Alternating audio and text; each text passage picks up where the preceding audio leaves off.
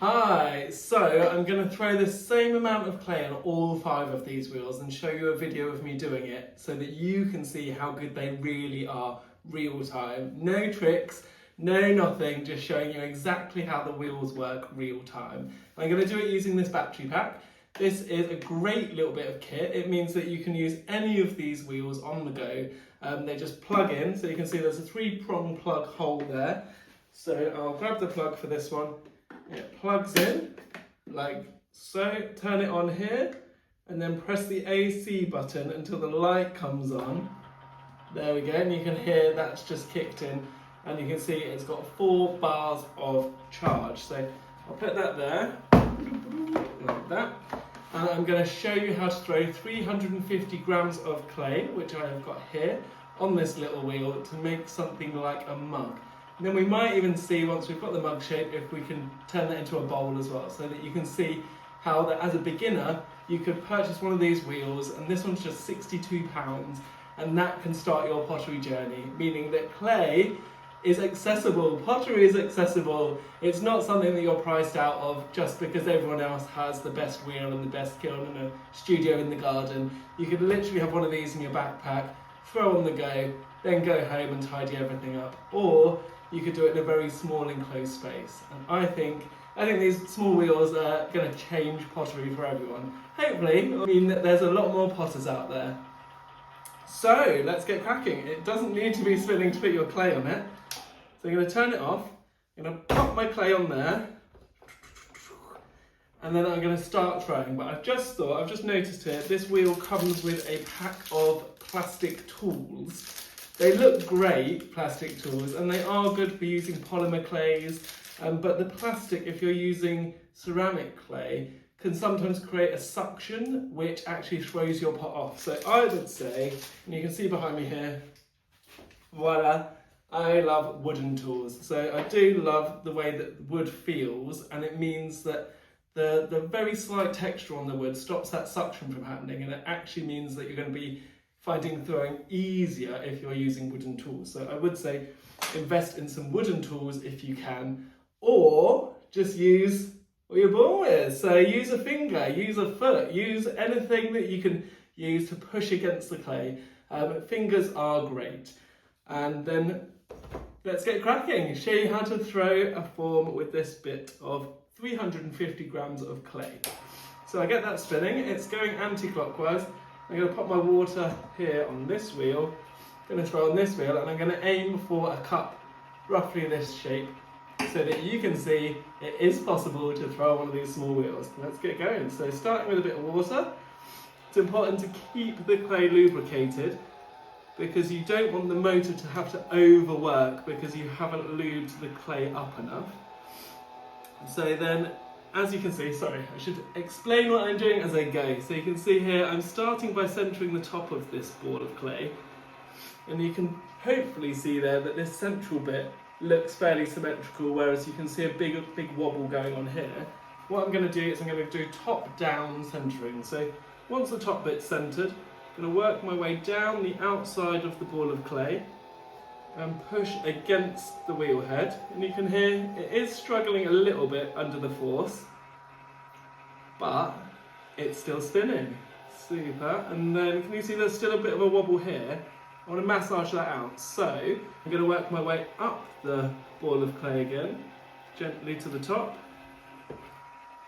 and then down the ball of clay again. So from the top down to the base. Woo! There we go. And if I hear the wheel head struggling, I'll just use a little bit more water. But this is quite a big bit of clay. I mean, 350 grams, it's going to be quite a big cup. So then we're going to finger into the ball of clay. So using our finger, we're going to push into the centre, but not directly down. Do it always at a 45-degree angle, because then you're not fighting against the spinning ball of clay. You're just guiding it to make a hole. If I push directly in, my finger would go like whoa, all over the place. But by doing it at 45 degrees, it's nice and gentle, and you can just finger in nice and gently there, down into the centre. And what I like to say is when you're opening a form up, think about a volcano. A volcano has hills on the outside, and then it's got the caldera where the lava lives in the middle. And that's kind of the shape that I've got here. You've got the hills here, and it goes in there. And I'm going to go as far down as I can, so that I don't go all the way to the base, because that's going to let the lava out.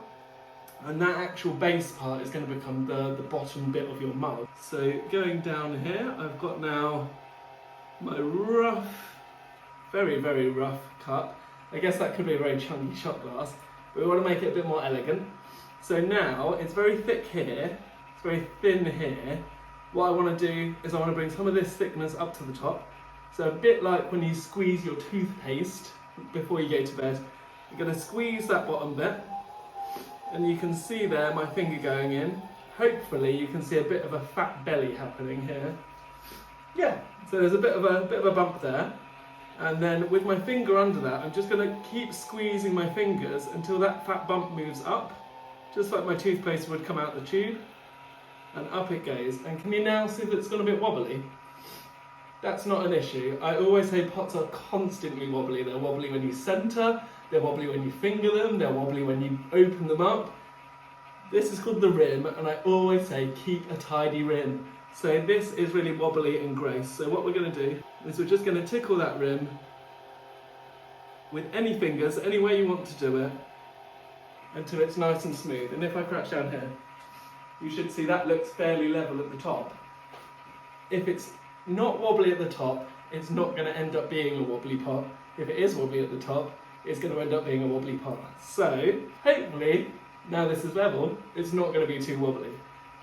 And it's starting to look a bit cylindrical, but probably not big enough still to be a cup. So what we're going to do again, keeping it nice and wet,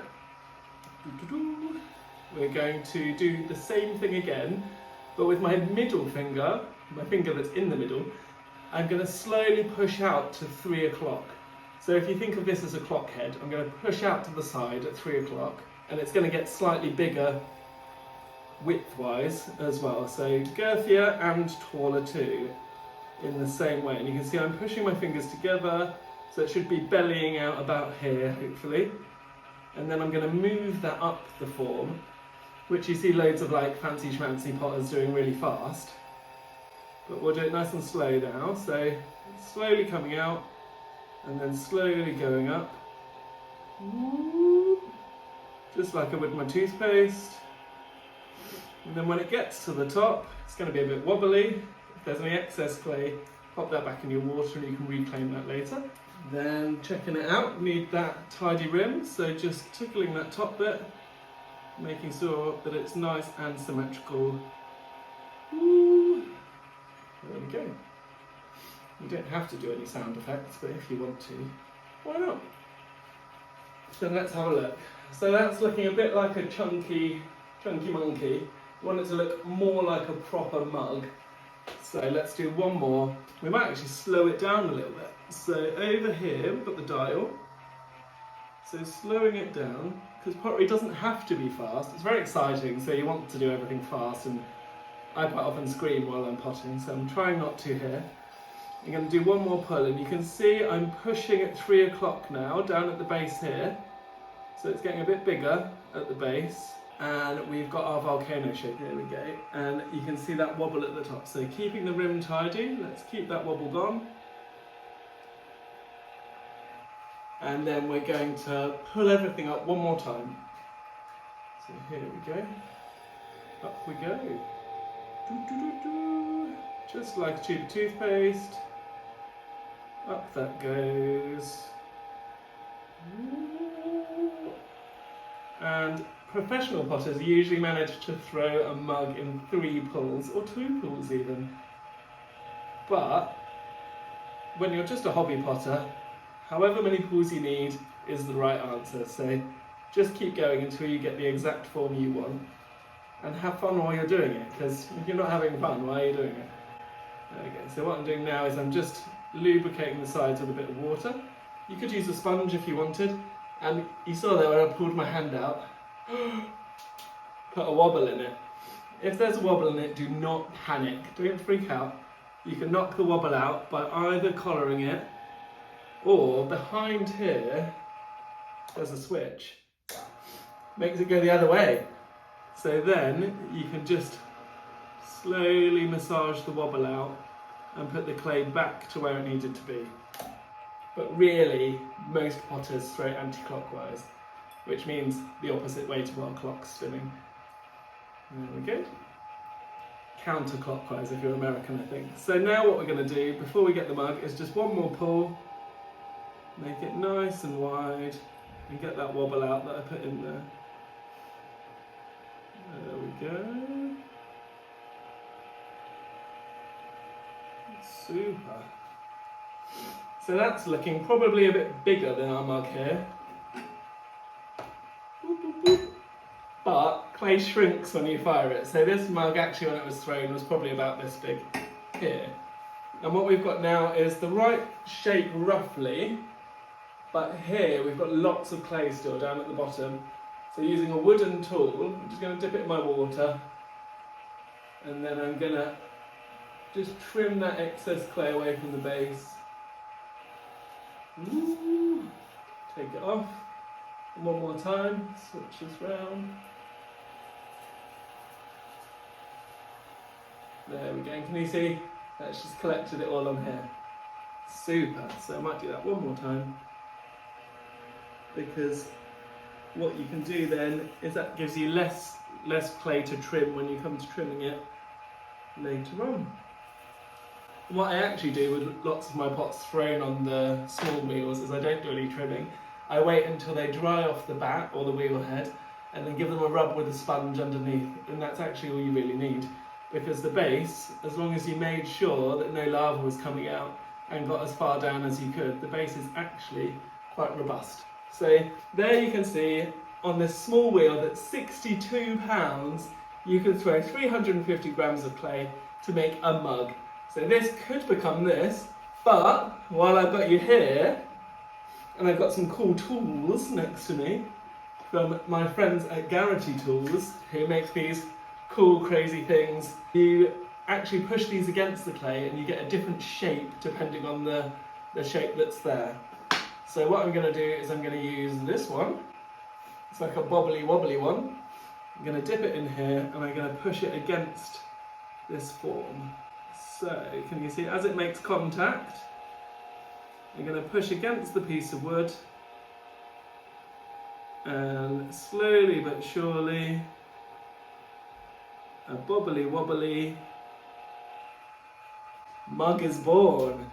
So that could be your bobbly mug. You could glaze that so that the glaze looks different on each bump.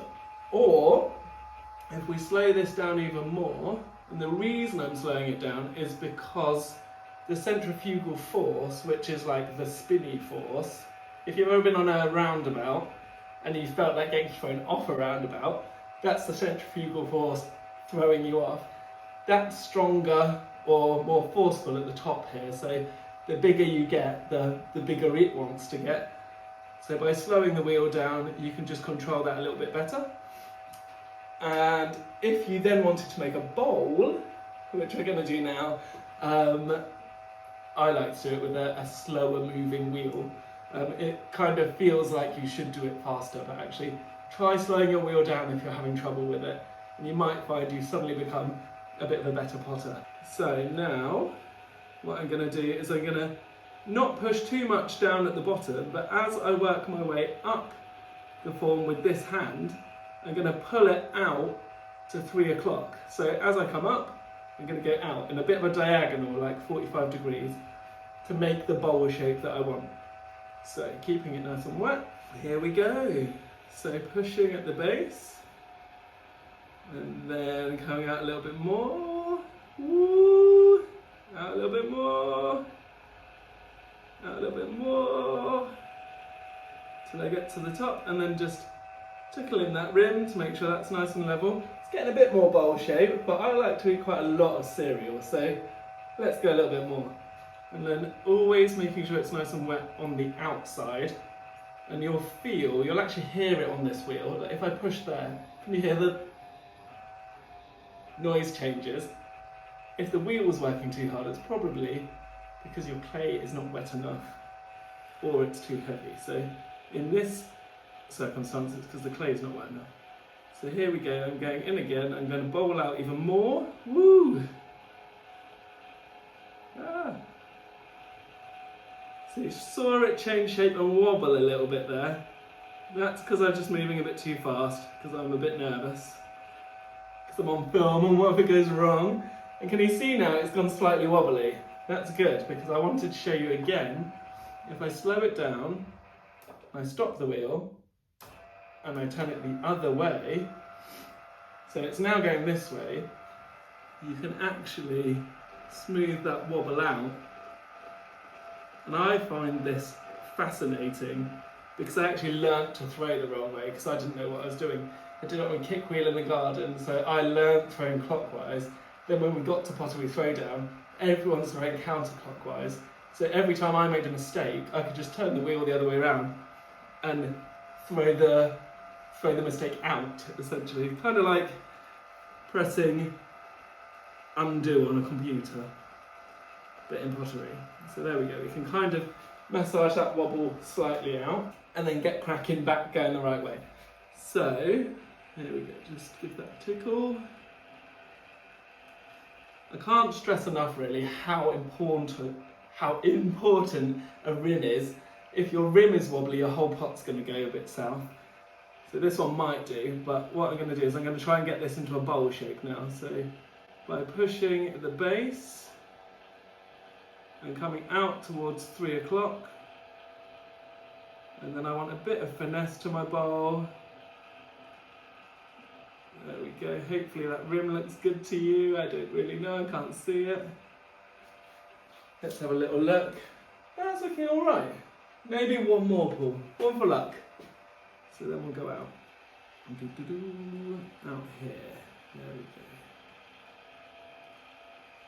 And what I'm doing, even though I'm not changing the top part, I'm still going all the way to the top, just so that I've touched all of the clay to make sure any bumps have come out. And then if I stop that, you can see that's a decent sized bowl. It's bigger than this bowl, in fact. So that could go with my morning coffee. I could have my breakfast as well. And that's all on this wheel that just cost £62. It is the paNt pottery wheel. I'll pop a link on, but you can just get it readily from Amazon. It has these cool little LCD screens, which are actually just gemstones stuck on. It doesn't have an LCD screen, but it does go in both directions. It goes both counterclockwise and clockwise. It has the speed tool here, which I'm not going to show you while the pot's on there because it'll just flop off. And yeah, it plugs in, you can use it on the battery pack. It's actually a really good little bit of kit. You can see that I've just thrown enough clay to throw a mug or a bowl. And next, I'm going to use this spray paint to pimp it up a bit because I'm not really happy with how it looks. So I'm going to change the look of the wheel to personalise it to my taste. But if you're a potter out there thinking of starting your throwing journey, this is a great wheel to get. Cheers.